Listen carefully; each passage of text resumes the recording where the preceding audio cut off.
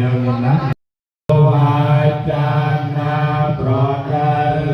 ព្រះអង្គហើយទាំងកាន់ទាំងកាន់ព្រមទាំងបរិខាទាំងអស់យ៉ាងណាបាទដើម្បីពេលមានដល់សង្ឃចឹងចាំថាតាមទូចា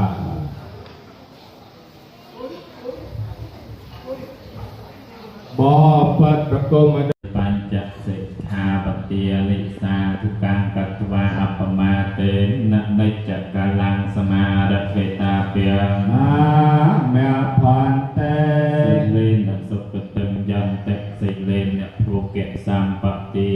សិលេននពុតឹងយន្តេតាសមាសិលាងវិសោភៈយេសាធុសា